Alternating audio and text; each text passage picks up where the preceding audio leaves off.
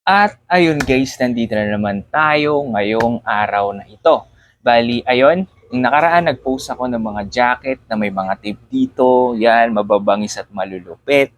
Ngayon naman, malupit din itong ipapakita ko sa inyo. Parang match yun sa jacket na pinakita ko sa inyo nakaraan o pinost ko dito sa YT ko. At ito, yung ipapakita ko sa inyo guys is kung meron comfort hugs meron na nag-hug sa inyo, meron na nag-comfort sa inyo kasi may mga jacket na kayo. Eto naman, parang may magko-comfort din sa inyo guys. Siyempre, sa pambaba yun.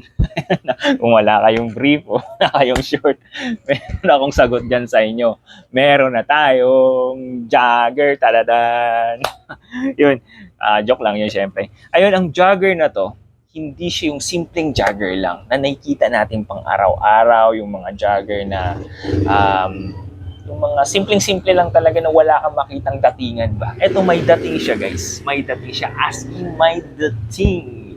At yung dating niya, yung tipong pag dumaan sa tabi mo, o kaya dumaan sa harap mo, makikita mo siya. Wow, napakalupit. Anong klaseng damit yan? Anong klaseng suot yan? Yung tirong parang Korean type. Alam mo yung mga Lee Min-ho, mga Dao Ming-su, yun. Yung mga suotan nila na medyo malaki yung pagka-jogger nila. Ganun na ganun, napakalupit. May mga laylayan pa sa gilid. Ipapakita ko na lang sa inyo para magustuhan nyo kung kaano kabangis ito. Pero before anything else, ipakita ko muna sa inyo, patikim muna sa ating slideshow. Let's go! I wake up to a little bit of drool on my pillow, feel like it's gonna be a bad day. Yeah, I'm tired of shit, and the coffee ain't hit yet, damn, ain't that great.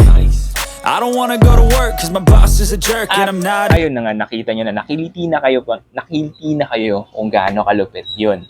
At ngayon guys, buksan na natin to. Unboxing na tayo. Yun. Yung una-una muna tayo sa plastic niya guys. Yung una yung mapapansin sa plastic to, kagaya siya ng pinost ko nakaraan na jacket na nakaselyo rin. Ayun. Nakaselyo rin. Yan. Ganito rin siya. Malupit din. Talagang quality yung datingan niya. Ngayon, bubuksan na natin. Yung hawak kong kulay ngayon is navy blue. Navy blue. Yung fabric niya, punta muna tayo sa yan. Yun yung quality niya guys. Napakabangis. Napakabangis. Kita nyo naman. Wala akong masabi. Ayan siya. Ayan o. Ganon din yung kabila. Ngayon guys, isa-isahin natin yung quality nito kung gaano kabangis to. Unang-una sa fabric niya. Yung fabric nito, naalala nyo, nag-post ako sa inyo noong nakaraan yung jacket. Actually, hinati ko lang yung araw na ngayong araw nito. Ito yun guys. Ito yun, jacket na yun. Bali, yung jacket, yung tela nito is may pagkatas lang yung dito is may pagka-cotton siya. Yan, yun yung mapifeel mo sa kanya. Yun, kung ano yung feel mo dito sa fabric nun, same din ng quality yung fabric nito. Sing kapal, parehas ng kapal. Tapos, gusto ko lang talaga sa fabric na to guys dahil yun nga sabi ko sa inyo, may pagka-cotton yung likod niya. Ayan, hindi siya may mulmol. Tapos yung dito niya may pagkatas lang. Ang ganda, ngayon lang ako nakakita ng ganitong tela. Yan. Nai-stretch siya konti Nai-stretch siya konti. Yun. Tapos, yan papakita ko sa inyo yung yari niya. Napakabangis Yan yung yari niya. Walang tapon dito. Yan yung yari niya guys. Tapos, yung tali nito sa na siya, nakaganyan siya. Talagang premium yung datingan. Yan. Ayan, ganyan siya.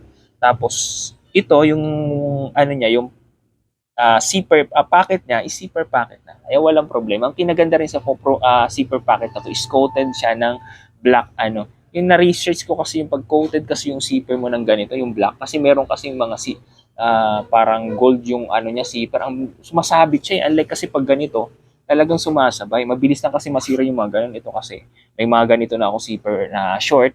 Ang tagal, hindi siya halos matagal na sa akin, hindi pa siya nasisira. Meron ako isang short na isa na parang silver siya o gold.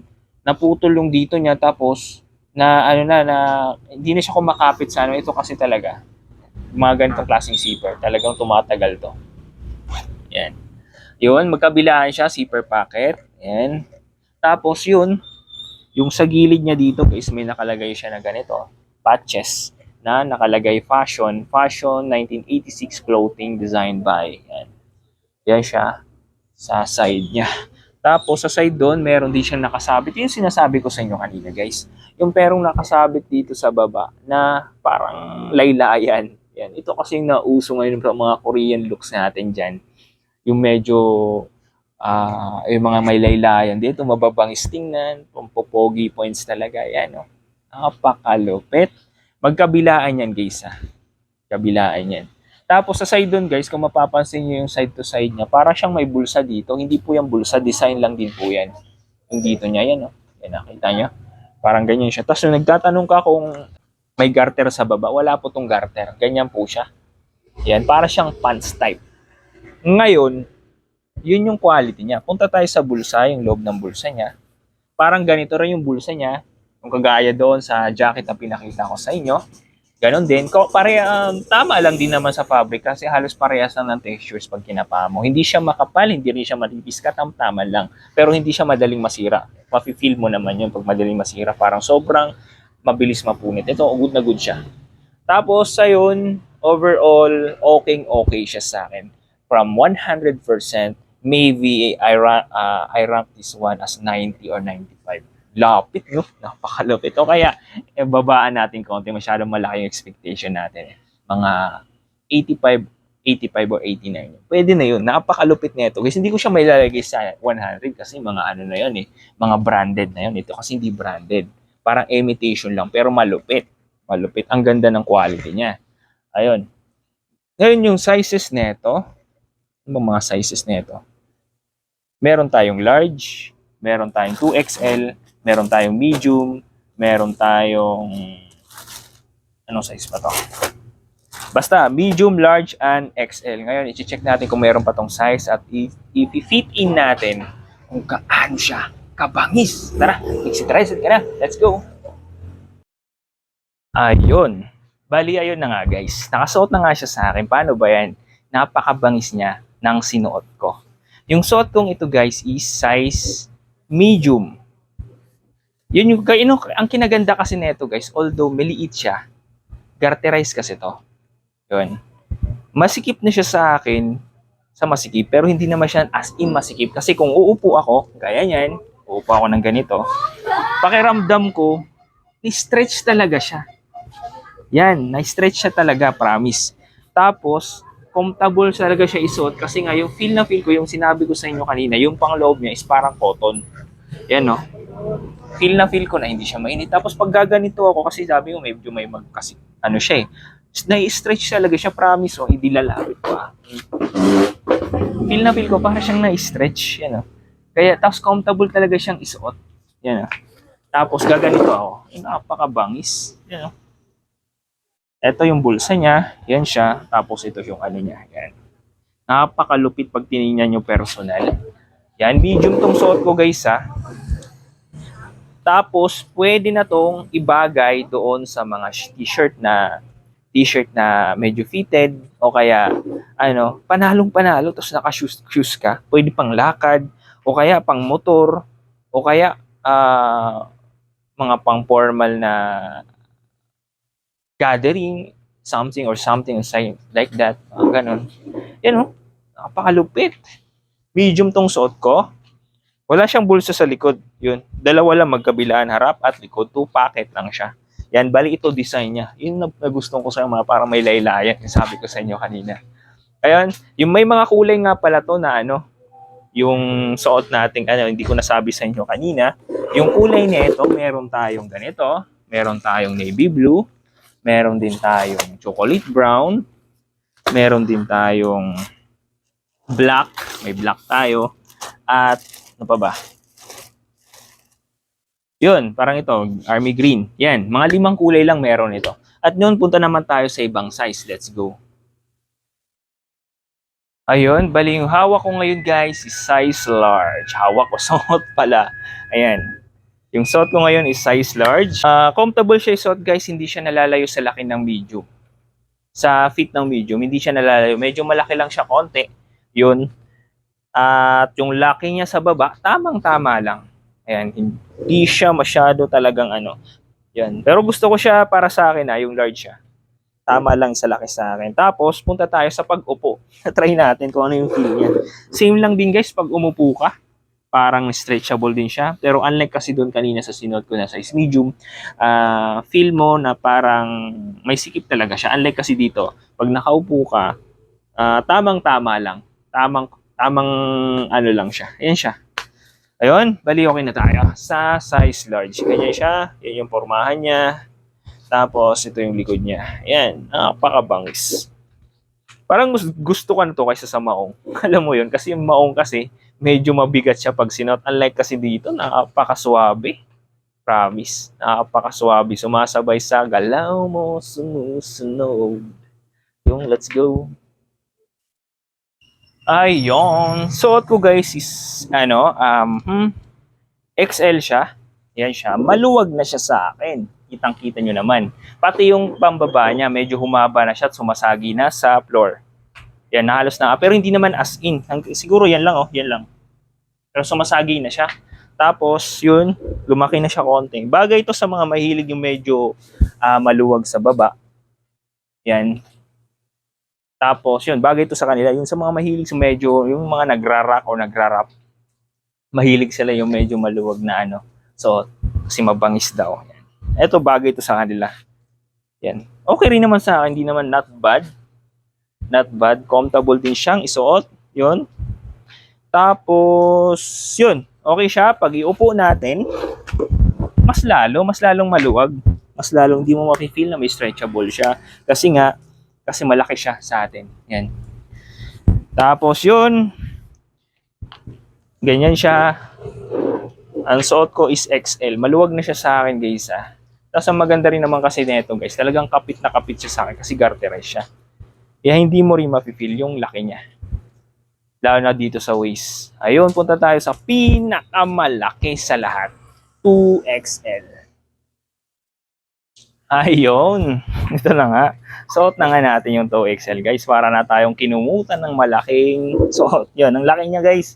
Pero okay lang din naman. Okay, 5'8" yung height ko. Siguro bagay to doon sa mga malalaki na yung matatangkad. Mas malalaki yung binti at hita. Ayan, pero okay lang din naman siya sa akin, guys. Kasi uso na rin kasi naman ngayon yung yung medyo malaki yung yung pambabae. Tapos, nakasuot ka ng oversized na t-shirt. Panalong panalo. Ayan, napakabangis. Di ko na opo, syempre maluwag na yun. Tama na yan, yan. Yung suot ko, guys, is 2XL, ganyan yung laki niya sa akin. Hindi mo ma-feel dito sa waist niya, pero yun, may garter naman siya, kaya no problem. Tapos malaki na yung baba niya, sumasayad na talaga siya, yun guys. Talagang sumasayad na siya sa floor. Pero kung naka-shoes ka na medyo mataas, okay, pwede mo siyang i-fold ng konti, okay guys. Yan siya.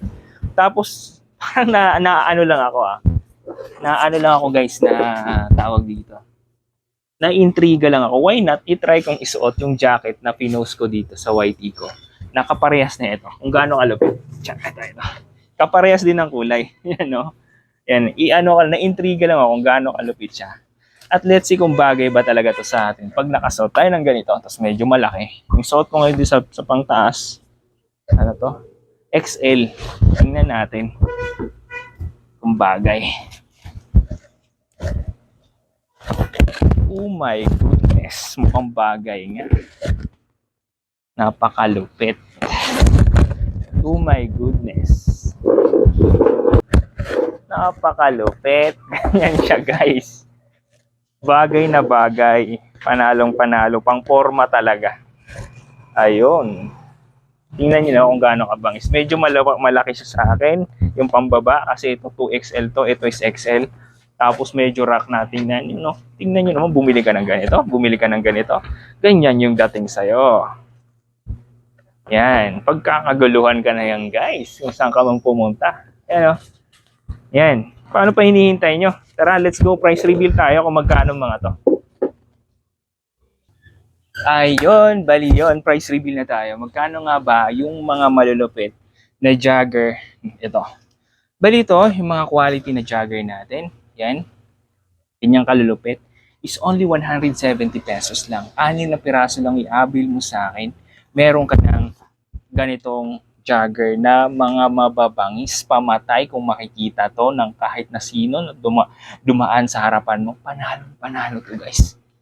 Yan, 170 pesos lang. Pag sinabit mo to sa tindahan mo na ganito kababangis yung datingan, paniguradong dudumugin yung mga tindahan nyo. Kita yung datingan niya na sinuot ko, di ba? 170 pesos lang. 6 na piraso yun sa akin. Ano pang hinihintay nyo? Pwede mo siyang i-display. Kuha ka ng 6 sa akin, 6 na jacket, 6 na ganito, yung pinakita ko sa inyo kanina. Panalong-panalo, pwede mo siyang eterno. Diba? Kita nyo naman kung gaano kabangis, diba? Tapos, yun, kung pwede mo siyang idagdag sa tindahan mo, guys, kung wala kang ganong klaseng items. O kaya, magpaplano ka ng ganitong klaseng negosyo, ito yung pinaka na the best na negosyo sa lahat. Kung tingnan kasi yung anin mo dito, ipupuhunan mo dito guys. Magkano lang na ba ito? 170 times 6. O yung isa naman, 180 times 6. Magkano lang, di ba? O kaya kahit sa harap ng bahay mo, isabit mo. Lagyan mo lang ng for sale. Panalo. At least naman, makita ka lang doon sa kapirahan mo na hindi lang nakatago, hindi ka lang sumasahod, tapos biglang mawawala lang na parang hangin. At least ito, pag sumahod ka, pwede mong gawing itong pampuhunan. At para hindi ma-stack yung mga items, huwag mong tubuan ng malaki. Tubo ka lang ng kahit 60, 100, pinakamaliit na siguro 50, okay na yun na tubo para mabilis lang. At the best way para mabilis makuha yung items mo o mabili, gamitin mo yung social media account natin. Yung Facebook mo, Instagram mo, TikTok mo, magpatawa ka dyan o kaya mag-post ka ng mga items na ito. Actually, meron akong post na ito sa GC. I-post mo siya sa wall ng Facebook mo, hindi yung post ka ng mga marites dyan na hindi na related sa buhay mo. Gamitin mo to. Gamitin mo, magnegosyo ka na. Paano ba yan, guys? Hanggang dito na lang. Marami pong salamat sa panonood. God bless po.